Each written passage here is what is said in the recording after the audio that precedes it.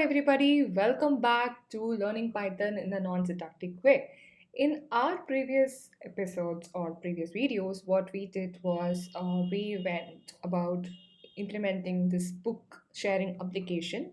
And in the first video, we used just a simple list and we implemented a list, add, and remove books functionalities.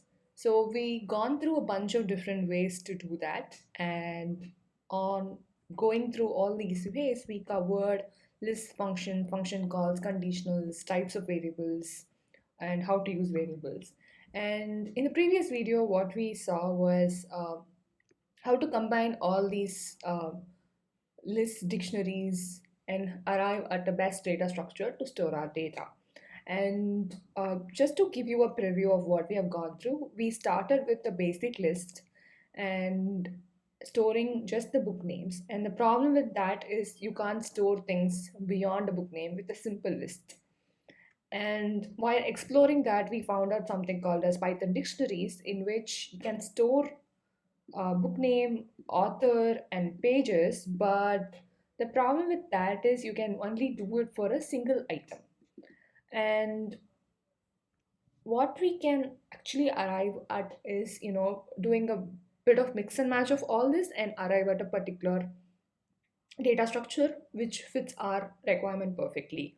On exploring further, we arrived at lists of lists where each a list will have multiple lists, and each item in that list will contain details about a particular book.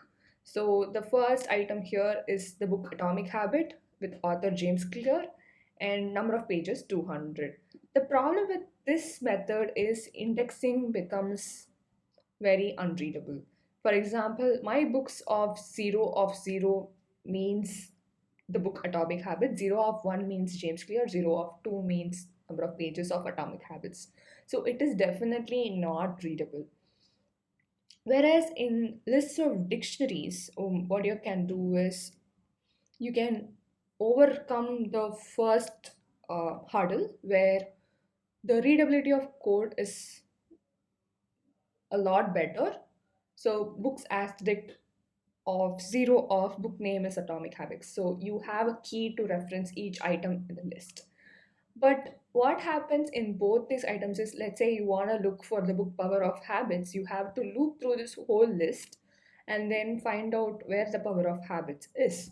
So that is a problem, what we call as order of n. So if there are n items in the list, say if you have 100 items in the list, and the complexity of finding an item in that list will become order of n.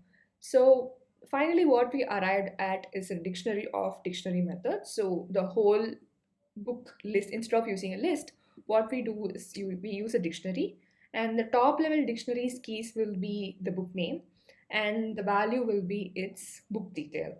So book key, book name as the key, and book details as the uh, value. So that gives us the leverage of finding the item at order of 1.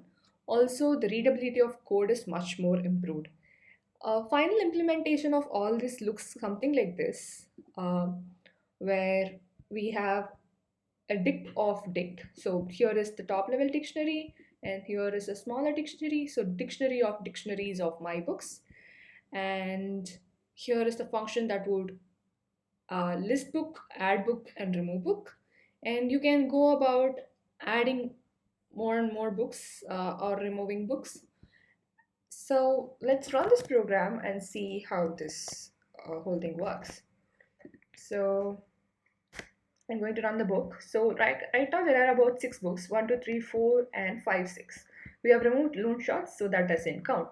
So everything looks to be working fine. There is just one more problem, which is we are going to deal with in the current uh, video. So in this video, what we are doing is we are adding 3 more books, but every time you start with the program, you always end up having these 3 books in spite of removing loan shots, right? So we need a better way to handle our data. We need a permanent way to store and retrieve it. One way to store and retrieve data is using storage, And when we talk about storage, we talk about two things primarily. One is files, and another thing is databases. For the context of this video, we are going to deal with only files, and even in files, there are multiple ways to do it. One is using a text file, that is one extreme, just bare bones text file. And the other extreme is using complicated Excel sheets and multiple sheets and all that. And we need something in the middle ground which we can operate with pretty easily. And that is CSV files which are comma separated. To show you an example of what a CSV file might look like, I have a file called books.csv here. It's nothing but a text file, but it's separated with commas. So this is the header and these are the values. So every line here is the value and each value is comma separated and each object is line separated.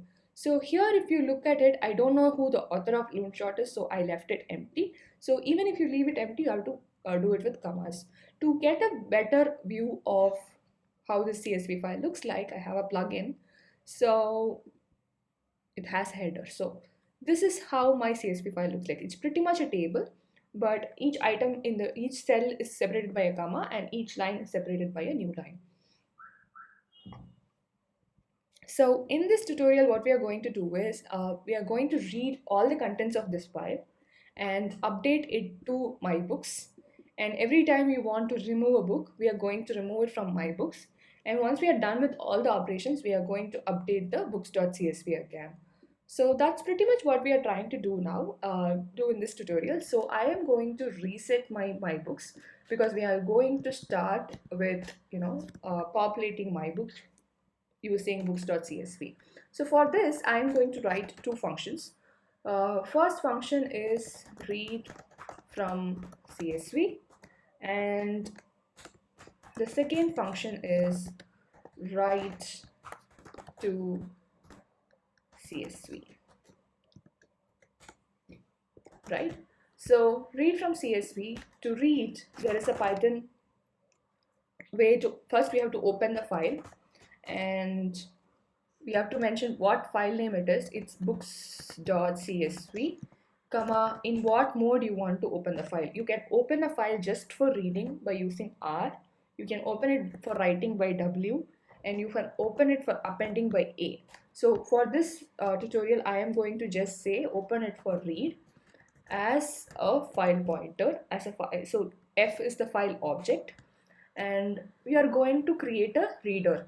So since we are dealing with the CSV file, there is a module called CSV in Python. We are going to import that, and this comes with a bunch of helper functions for us to read from the CSV. So reader is equal to CSV dot dict reader of F. So we are saying, hey CSV dict reader, read from this file, right? And to give an idea of what this reader might have, reader is actually a list of dictionaries. So let's for row in reader print of row. So I am going to comment out all this. We don't need this right now, and let's just call read from CSV here, right? And let's see what it prints. So if you look at here, it's an order dictionary. So it's each item, it's a list. So we are iterating through a list, and each item in that list is an ordered dictionary. Now our idea is to populate my books using this. So let's quickly do that. So my books of row of book name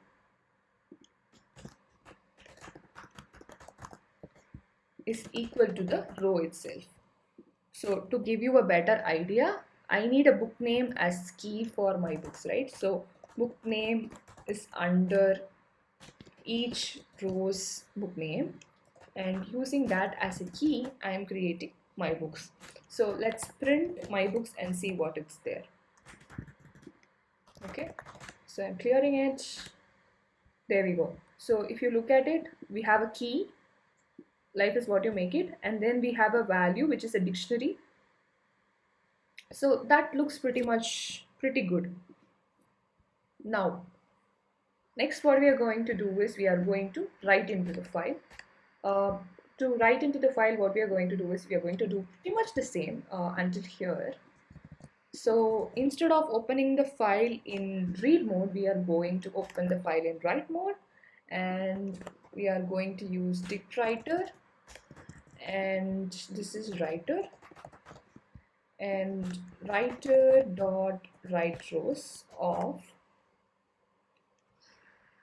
uh, what you have to write is the my books values.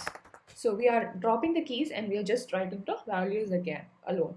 So that should work. Now let's, okay, this needs a header name. So field names are book name, comma, author, comma, pages. So you have to tell it that. Now when I now the program is going to look like be the same, except I am going to read from CSV, and then I'm going to remove a bunch of book, add new books, and then I'm going to write to CSV. So hope this works. Hope everything else works. I'm going to run this. Okay, book name Loon Shots is not available because it's not there. Oh, it's there. Loon Shots. It's not Loon Shoots. So that was the problem. Okay, now let's run it. Okay, great. So now if you look at it, it removed Loon Shots and it added my rest of the books. Now it's stored in book.csv. So next time I run the app, it should fail because it will look for loon shots and it will say loon shot is not available because it's permanent storage. Next time I'm running the program, I'm starting from this. So like I said, the row does not have book name. Interesting.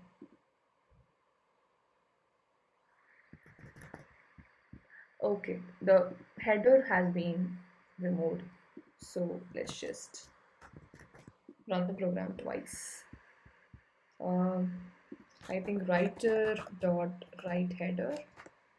Yeah, you have to write the header each time you write the file. If not, the first line will go missing and we can't read the file again. So that's your first run. And now if you look at it, the first row remains the same. Next time you run it, the loon shots is missing because it's already removed from my list. So that's pretty much for this video. We have looked at how to open a file, how to close a file, how to read from file, how to write to a file, and how to incorporate that to our existing code and make it still work fine.